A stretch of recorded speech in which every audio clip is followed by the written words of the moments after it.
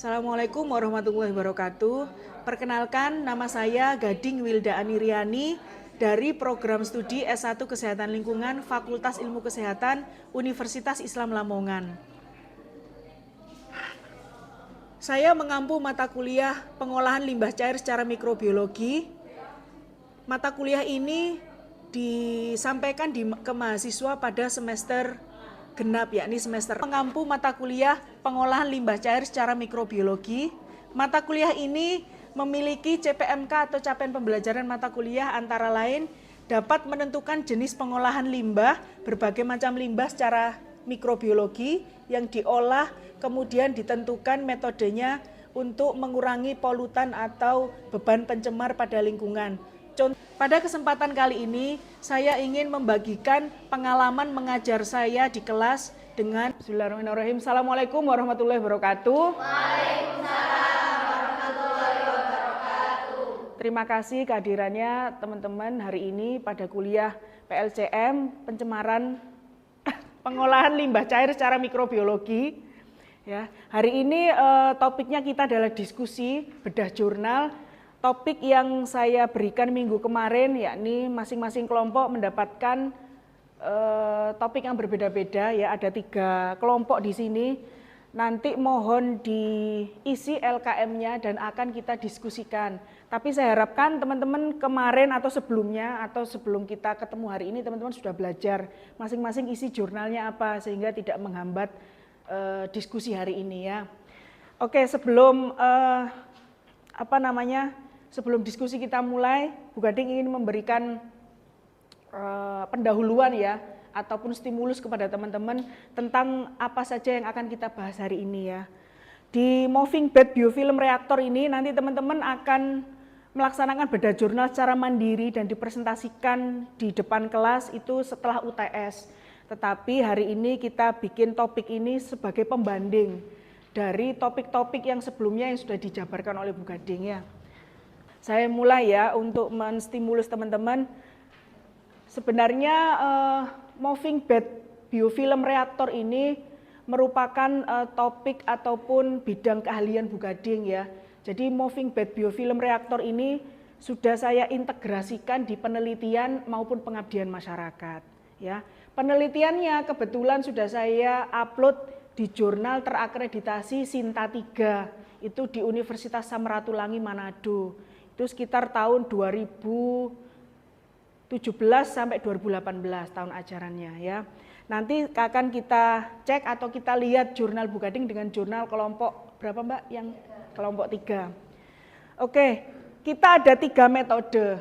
3 metode kalau misalnya teman-teman runut dari pertemuan kita pertama sampai terakhir itu sebenarnya ada benang merahnya. Lumpur aktif, tricking filter, kemudian ada MBBR, ya. Urutkan dari yang pertama dulu, ya, yang paling jadul dulu, yang paling Bu Gading terangkan pertama itu apa kemarin? Lumpur aktif, tricking filter atau MBBR? Lumpur aktif, ya. Jadi lumpur aktif ini merupakan metode yang paling tradisional, ya. Metode lumpur aktif ini itu adalah metodenya tekniknya biakan tersuspensi. Jadi bakteri yang sudah ada di limbah cair itu kita support dengan sesuatu supaya mereka bisa survive, ya. Apa? Disupport apa kemarin? Disupport oksigen, ya. Terus kemudian pada lumpur aktif ini memang penurunan BOD-nya sangat tinggi, ya kan, sesuai dengan penjelasan Bu Gading minggu-minggu kemarin, penurunan BOD-nya sangat tinggi. Tetapi kekurangannya apa? Lumpur yang dihasilkan banyak. Karena dilakukan secara aerob, ya. Kalau misalnya dibandingkan dengan metode tricking filter, ini untuk menyempurnakan metode lumpur aktif, ya, sebenarnya. Jadi ternyata anggapan bahwa metode lumpur aktif adalah metode yang paling sempurna itu ternyata menurut peneliti itu ada yang kurang, ya. Karena teman-teman pernah saya berikan informasi bahwa bakteri itu tidak hanya aerob, tapi ada bakteri anaerob. Jadi metode tricking filter ini memberikan kesempatan kepada 2 jenis bakteri ini, tidak hanya aerob maupun Tidak hanya aerob aja tetapi anaerob juga. Contohnya dari mana, Bu? Contohnya dari model tricking filter yang diberikan media berongga padat supaya memberikan kesempatan bakteri aerob maupun anaerob untuk berkembang. Ya. Jadi kamu bisa memanfaatkan dua potensi bakteri, tidak hanya satu. Ya. Tetapi tricking filter ini punya kelemahan. Kelemahannya adalah maintenance-nya yang susah. Kalau lumpur aktif kan maintenance lumpurnya yang terlalu membeludak itu susah. Kalau tricking filter maintenance-nya itu adalah cara pembersihannya. Karena ini adalah medianya padat ya, terus kemudian terbuka. Kalau terbuka bau ya Mas ya. Bau, menimbulkan bau, jadi mengundang serangga datang. Jadi biasanya di atas-atasnya itu kalau teman-teman kerja di industri-industri yang daerah Gresik itu pakai tricking filter, itu biasanya ada belatungnya Mbak. Lalat ngelumpuk di situ, yang bertelur di situ, terus ada belatung. Nah itu cara penanganannya itu yang ribet ya, dan mungkin orang nggak mau bersusah payah untuk itu. Di sisi lain, tingkat penurunannya pun tidak jauh lebih baik daripada lumpur aktif. Nah, oke, saya lanjut. Ada metode yang ketiga. Nah, metode ketiga ini adalah suatu metode penyempurnaan dari kekurangan metode tricking filter maupun metode lumpur aktif. Jadi MBBR ini merupakan metode gabungan antara tricking filter dengan lumpur aktif. Jadi gabungan sebenarnya. Ya, gabungan itu kalau kamu dulu kuliah pas Covid kan namanya hybrid ya. Hybrid itu bisa datang di kelas atau bisa online, berarti digabung. Nah, kalau metode ini hybridnya itu gabungan antara tricking filter dengan lumpur aktif. Ya. MBBR itu apa Bu kepanjangannya? Moving Bed Biofilm Reactor. Itu kurang kepanjangannya ya. Jadi moving bed biofilm reaktor ini merupakan teknologi biakan tersuspensi plus biakan melekat, tetapi dalam media cair. Ya, bukan agak kering seperti tricking filter. Metode moving bed biofilm reaktor ini dinilai penyempurnaan dari tricking filter. Kalau tricking filter kamu kan pasti mencuci koralnya itu, mencuci batunya itu kan susah ya. Tapi kalau dia itu medianya itu lebih ringan karena terbuat dari plastik. Ya.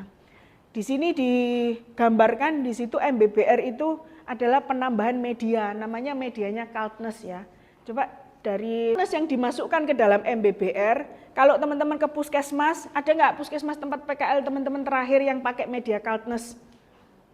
Enggak. Moving bed biofilm reaktor, namanya aja biofilm ya. Jadi ternyata sebenarnya lingkungan itu ya, mau ipal, mau sungai yang tercemar, mau danau yang tercemar, mau rawa, mau laut, itu sebenarnya punya kemampuan self purification atau dapat memperbaiki dirinya dengan menggunakan agen mikroba yang ada secara endemik di situ. Ya. Maksudnya begini, bakteri itu sebenarnya punya peran penting di lingkungan. Kalau ada pencemaran di situ, itu diduga kuat 100% itu ada bakteri di situ. Ya. Artinya kita biarkan pun mereka, itu pasti mereka bisa menanganinya. Tetapi, ada tetapinya, tetapi mereka tidak bisa bertahan dalam jangka waktu yang lama karena kondisi lingkungan yang ekstrim. Contoh, kalau kamu misalnya sungai yang tercemar, mereka itu berhadapan dengan arus sungai yang kencang ya, akan terbawa. Ya. Terus kemudian lingkungan yang ekstrim, penambahan polutan yang terus-menerus, debit air yang rendah, ya kan? Terus curah hujan yang kurang, jadi pendangkalan sungai dan lain-lain. Itu membuat bakteri itu kewalahan. Nah, indikator sebenarnya bakteri survive. Jadi misalnya kalau kamu kan, oh indikator Mbak Betty ini sehat itu hari ini ceria misalnya ya. Terus datang itu tersenyum, itu indikator dia baik-baik saja misalnya. Nah kalau indikator bakteri itu baik-baik saja di lingkungan, survive dan mampu mendegradasi polutan secara alami tanpa bantuan manusia, itu dia membentuk koloni. Nah, koloni itu berupa apa? Namanya biofilm. Biofilm itu yang kita lihat di mana? Biasanya ngene saluran irigasi itu yang ceplok-ceplok hijau itu ya, atau yang nempel-nempel di tambak, yang bukan yang membuat tambak warna hijau ya, itu alga. Yang dia nempel pada media kayu ya, nempel di akar-akar tumbuhan, air, itu biasanya biofilm. Ya. Kalau sudah bakteri nempel menjadi biofilm, artinya mereka survive. Mereka tuh sudah membuat rumahnya di situ. Jadi mau se ekstrim apapun lingkungannya, itu dia pasti bisa bertahan. Nah, konsep itulah yang dibawa menjadi teknik atau teknologi MBBR. Loh Bu, berarti di dalam MBBR, di dalam Kaltnesh yang berongga-rongga itu ada biofilmnya nanti? Iya ada. Berarti tidak usah dibersihkan. Enggak usah ya. Jadi kamu enggak usah bersihkan setahun sekali, kamu sikati sih, enggak usah. Semakin dia buluk, semakin dia jelek, ya itu berarti artinya kamu sudah punya banyak stok bakteri. Ya, bisa difahami ya. Oke. Saya lanjut. Nah, ini adalah topik penelitian mata kuliah PLCM ini yang terintegrasi dalam penelitian yang sudah dipublish oleh Bu Gading ya. Ini tahun 2019 ya, dengan judul efektivitas penambahan moving bed biofilm reaktor MBBR terhadap kualitas air limbah di instalasi pengolahan air limbah. Di situ tertera apa? Di Pondok Pesantren Mahasiswa Unisla. Jadi Bu Gading pernah riset di situ. Metode bioremediasi atau penambahan bakteri di tanah ya. Ini untuk melengkapi mata kuliah. Saya lanjutkan.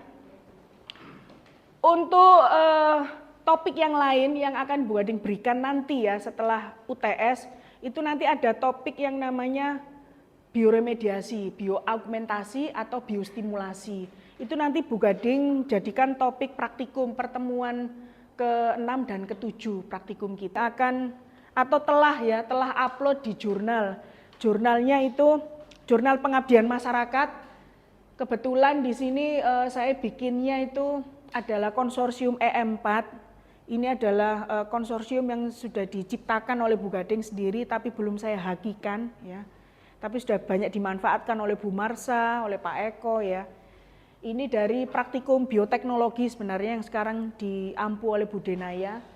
Jadi mata kuliah ini sudah saya aplikasikan di masyarakat dengan judul pengabdian masyarakatnya adalah sosialisasi pembuatan dan penggunaan EM4 kepada anggota gabungan kelompok tani atau Gapoktan Dharmasari di Kelurahan Sidokumpul Kabupaten Lamongan. Jurnal ini sudah cukup lama saya upload ya, sekitar tahun berapa itu ya, tidak ada keterangannya. Nanti coba kita cari di sini. Yang bisa Bu Gading sampaikan, tiba waktunya kita untuk diskusi ya. Saya ingin menanyakan kepada teman-teman ya, secara acak untuk topik yang pertama dulu yang Bu Gading angkat tadi apa ya? Lumpur aktif, kelompok lumpur aktif yang sebelah kelompok 3. Oke. Salah satu aja yang mewakili ya Mbak ya. Menurut kelompok 3, hal apa yang melatar belakangi penelitian dari jurnal yang diangkat oleh kelompok 3?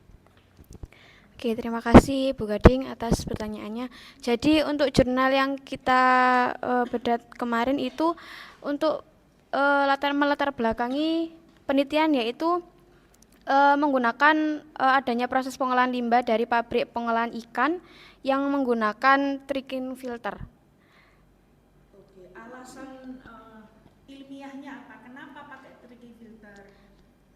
Oke, dari jurnal ini tuh kita dapat itu karena dapat menurunkan kadar BOD, COD, sama TSS. Juga ada penambahan minyak dan lemak dari limbah pengolahan.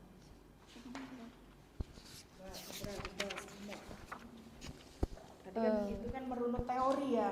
Mereka menggunakan atau dari kesimpulan ini ya, dari kesimpulan diskusi untuk kolom pertama dan kolom kedua, kesimpulannya adalah teknik terbaik adalah moving bed biofilm reaktor. karena mau Optimasi instalasi pengolahan air limbah industri pemerahan sapi, Bu. Jadi limbah yang dihasilkan dari pemerahan sapi itu bisa mencangkup lemak, kemudian minyak yang nantinya kalau dibiarkan aja itu bisa mengakibatkan eutrofikasi gitu, Bu. Terus umumnya industri pemerahan sapi ini pakai metode lumpur aktif. Cuman ada kasus di mana di latar belakang ini dijelaskan bahwa karena menggunakan metode lumpur aktif itu ada kekurangan, yaitu sludge bulkingnya itu banyak, Bu. Jadi di sini juga dijelaskan kalau metode yang lebih efektif daripada lumpur aktif untuk industri pemerahan susu sapi ini menggunakan. dari diskusi kita, tolong teman-teman isi ya, nanti dikumpulkan di kurang lebihnya Bu Gading mohon maaf. Assalamualaikum warahmatullahi wabarakatuh. Waalaikumsalam.